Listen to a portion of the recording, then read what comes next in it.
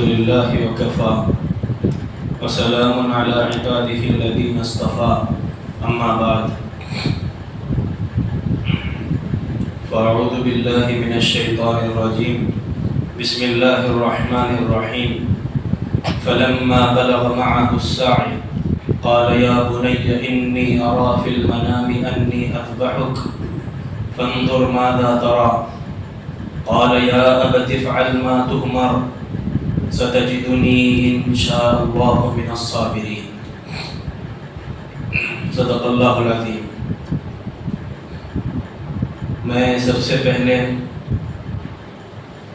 آپ جمیع حضرات کی خدمت میں اور پوری امت مسلمہ کی خدمت میں عید الاضحیٰ کی مبارکباد پیش کرتا ہوں اور اللہ رب العزت سے دعا کرتا ہوں کہ اللہ تعالیٰ اس عید کو ہم سب کے لیے اور پوری امت مسلمہ کے لیے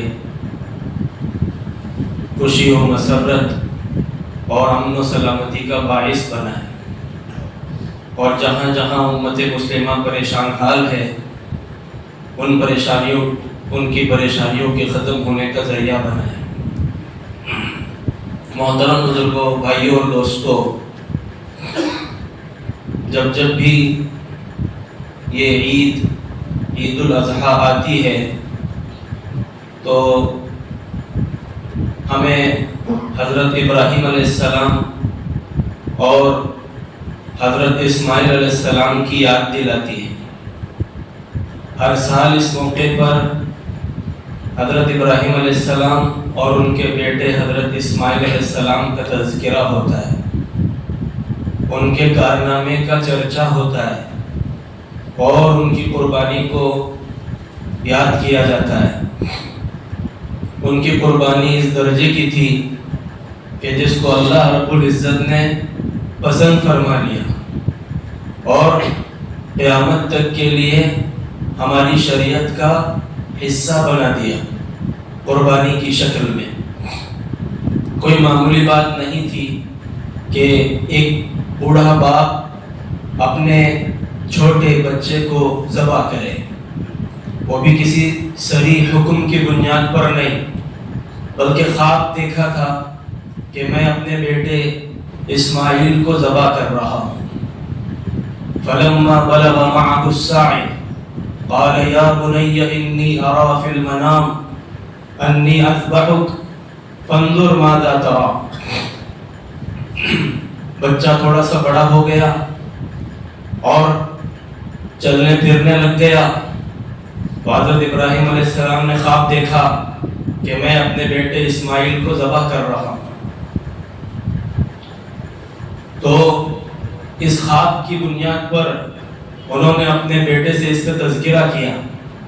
بیٹا بھی نبی کا بیٹا تھا، ابراہیم خلیل اللہ کا بیٹا تھا، تو اس نے بخوشی اپنی رضامندی کا اظہار کیا کہ ابا جان آپ گھبرائیے نہیں، آپ غم نہ کیجیے، افسوس نہ کیجیے، یہ اللہ کا حکم ہے، آپ اس پر عمل پیرا ہو جائیے، میں ذبح ہونے کے لیے تیار ہوں، آپ مجھے صبر کرنے والوں میں پائیں گے۔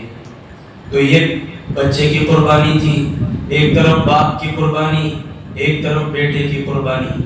شیطان حائل آیا، کئی موقعوں پر بہکانے کی کوشش کی اور دل میں وساوس ڈالنے کی کوشش کی کہ یہ کیا کرنے جا رہے ہو، انسان کو بھلا تھوڑے میں ذبح کرتا ہے، اور یہاں بوڑھا باپ جس کو بڑی تمناؤں کے بعد، بڑی آرزوؤں کے بعد اور بڑی دعاؤں کے بعد اللہ تعالیٰ نے اولاد سے نوازا تھا، اب اس اولاد کو محض ایک خواب کی بنیاد پر ذبح کرنے کا موقع آ رہا ہے۔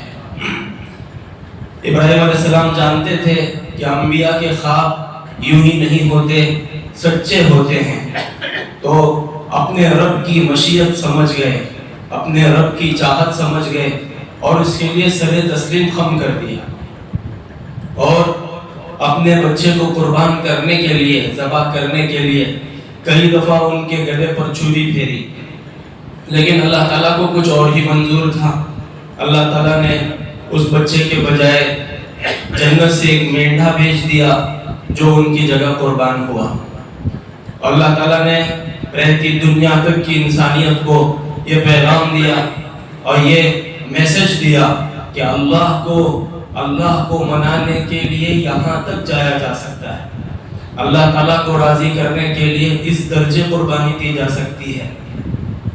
اللہ تعالیٰ نے ان کی قربانی کو پسند کیا اور کہا کہ ہم نے ابراہیم کو آزمایا اور وہ 100% آزمائش میں کامیاب ہو گئے۔ بہت بڑا امتحان تھا اور بہت بڑی آزمائش تھی، حضرت ابراہیم علیہ السلام 100% اس میں کامیاب ہو گئے۔ بھائیوں اور دوستوں، بزرگوں، انہی کی یاد تازہ کرتے ہوئے ہم اس دن قربانی کرتے ہیں۔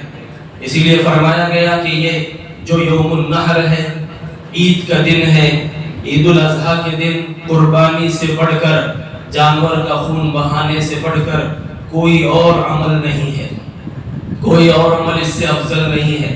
آدمی جتنی قیمت کا جانور خرید کر قربان کرتا ہے، اتنی ہی قیمت اگر صدقہ بھی کر دے تب بھی اس کو اتنا ثواب نہیں ملے گا جتنا کہ قربانی پر ملے گا۔ آج کا سب سے بڑا عمل قربانی ہے، یہ ہماری شریعت کا حصہ ہے۔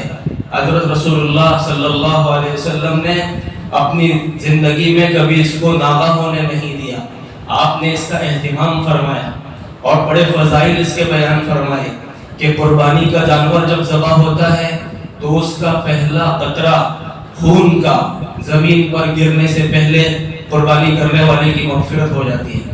یہ اس درجے کا عمل ہے۔ تو بھائی اور دوستوں، بزرگوں، ہم میں سے ہر ایک کے دل میں یہ جذبہ اور یہ ارادہ ہونا چاہیے کہ ہم اللہ کے نام پر جانوروں کی قربانی دیں گے، اور اس قربانی سے ہم یہ سیکھیں گے کہ دراصل ہم سب کو اپنی جان، مال اور جذبات کو قربان کرنے کے لیے تیار ہونا ہے کہ اللہ کے لیے جان قربان کرنے کا موقع آئے گا تو کریں گے، مال قربان کرنے کا موقع آیا تو کریں گے، اور جذبات کی قربانی دینے کا موقع آیا تو قربانی دیں گے۔ یہ اصل میں اس عید کا پیغام ہے۔ عید الاضحیٰ کا اصل پیغام یہی ہے کہ جانور کے گلے پر، گردن پر جب چھری پھیری جاتی ہے تو دراصل ایمان والا، قربانی کرنے والا یہ سوچے کہ وہ اپنی غلط خواہشات پر چھری چلا رہا ہے، غلط جذبات کو قربان کر رہا ہے۔ دراصل یہ اس عید کا پیغام ہے کہ ہم غلط زندگی چھوڑیں، ہم غلط سوچ چھوڑیں، ہم غلط کمائی چھوڑیں، غلط طریقے پر خرچ کرنا چھوڑیں، غلط زندگی چھوڑیں، غلط نظریات کو چھوڑیں، غلط طرز کو چھوڑیں، بلکہ ہم صحیح راستے پر آئیں، اللہ اور اس کے رسول کی چاہتوں پر اپنے آپ کو لائیں، اللہ اور اس کے رسول کے احکامات پر اور ان کے بتائے ہوئے طریقے پر اپنی زندگی کو لانے والے بن جائیں۔ ان صلاتی ونسکی ومحیای ومماتی للہ رب العالمین، فرمایا گیا کہ بے شک میری نماز، میری قربانی، میرا جینا، میرا مرنا سب کچھ اللہ کے لیے ہے۔ ہماری زندگی کیا ہے؟ چند دنوں، چند راتوں کا نام ہے، پتہ نہیں کب ختم ہو جائے۔ تو دراصل اس زندگی کو خواہشات پر نہیں گزارنا ہے، اللہ اور اس کے رسول کی تعلیمات پر گزارنا ہے، اللہ کے حکموں پر، جناب رسول اللہ صلی اللہ علیہ وسلم کے بتائے ہوئے طریقوں پر اپنی زندگی کو گزارنا ہے۔ یہی دراصل ایک ایمان والے کا شعار ہے، یہی ایک ایمان والے کا طرز زندگی ہے کہ وہ اپنی چاہتوں پر نہیں چلا کرتا، اپنی خواہشات پر نہیں چلا کرتا، وہ اللہ اور اس کے رسول کے حکموں کو سامنے رکھ کر چلا کرتا ہے۔ آج کے دن کا بہت اہم ترین پیغام یہی ہے کہ ہم اپنے آپ کو اللہ اور اس کے رسول پر قربان کرنے والے بن جائیں، اب اپنے آپ جان نثاری کا ثبوت پیش کرنے والے بن جائیں کہ ہم جتنی زندگی دنیا میں باقی ہے پابندی والی گزاریں گے، اطاعت والی گزاریں گے، فرما برداری والی گزاریں گے۔ یہ آج کے دن کا پیغام ہے۔ تو آج جو یہ قربانی کی جا رہی ہے، تو جن حضرات کے یہاں قربانی ہے وہ چند باتوں کا لحاظ رکھیں کہ ہم جس ملک میں رہ رہے ہیں اس کے حالات سے بخوبی واقف ہیں۔ ہم یہاں اقلیت میں ہیں اور یہاں بہت سے مذاہب کے ماننے والے لوگ بستے ہیں، تو لہٰذا ہمیں ان دنوں میں احتیاط کا ثبوت دینا ہے، احتیاط کے ساتھ اپنے عید کو منانا ہے۔ خوشیاں منانا کوئی منع نہیں ہے، بلکہ ان دنوں میں محبوب ترین شے ہے، لیکن خوشیاں مناتے ہوئے ہم باؤنڈری کراس نہیں کر سکتے. ہمیں اسلام حد بتاتا ہے, حدود بتاتا ہے کہ ہم اپنی خوشیوں کو سامنے رکھتے ہوئے دوسرے مذاہب کے ماننے والوں کی دل آزاری نہیں کر سکتے, ہم ان کے جذبات کو ٹھیس نہیں پہنچا سکتے. لہٰذا ہمیں دوسرے مذاہب کے ماننے والوں کا خیال رکھنا ہے, ان کے جذبات اور ان کے عقیدے کا خیال رکھنا ہے اور ان کو ٹھیس نہیں پہنچانا ہے. لہٰذا اطمینان کے ساتھ, سکون کے ساتھ اور بغیر کسی شور ہنگامے کے ہمیں قربانی کا عمل انجام دینا ہے. جن کے یہاں قربانی ہے وہ اس کی کوشش کریں کہ بہت بڑی بھیڑ کو جمع کرنے کے چکر میں نہ رہیں, اس سے بہت بڑا ہنگامہ ہوتا ہے اور بہت نقصان اور بڑے مسائل کا سامنا کرنا پڑتا ہے. ویڈیوگرافی سے بچیں, اس سے بھی بڑے مسائل کا سامنا کرنا پڑتا ہے. آج کل سوشل میڈیا عروج پر ہے, کہاں کی خبر کہاں پہنچ جاتی ہے اور اس سے جو ہے بڑے بڑے مسائل رونما ہوتے ہیں. اس کے لیے ویڈیوگرافی سے بچیں اور شور ہنگامے سے بچیں. اور جو حضرات قربانی کے دوران خدمت انجام کرنے کے لیے دوسروں کے گھروں میں جاتے ہیں وہ اپنے بدن پر, اپنے کپڑوں پر خون نہ لگائیں, اس سے جو ہے دوسرے مذاہب والوں کے جذبات کو ٹھیس پہنچتی ہے. اس کا اہتمام فرمائیں. اور جن کے گھروں میں قربانی ہے وہ پردے کا لحاظ رکھیں. جس کی طرف سے قربانی کی جاتی ہے اس کو جانور کا دیکھنا سنت ہے. اللہ کے نبی صلی اللہ علیہ وسلم نے حضرت فاطمہ رضی اللہ عنہ سے فرمایا تھا کہ فاطمہ تم قربانی کا جانور دیکھو, یہ وہ جانور ہے کہ یہ تمہاری مغفرت کا سبب بنے گا, اس کا خون کا قطرہ گرنے سے پہلے تمہاری بخشش ہوگی. حضرت فاطمہ رضی اللہ عنہ نے پوچھا یا رسول اللہ کیا یہ صرف ہم اہل بیت کے ساتھ خاص ہے یا سب تمام مسلمانوں کے لیے؟ اللہ کے نبی نے ارشاد فرمایا کہ یہ تمام مسلمانوں کے لیے ہے. قربانی کا جانور دیکھنا سنت ہے لیکن پردہ فرض ہے. سنت پر عمل کرنے کے لیے فرض کو پس پش ڈالنا کم فہمی ہے, نادانی ہے.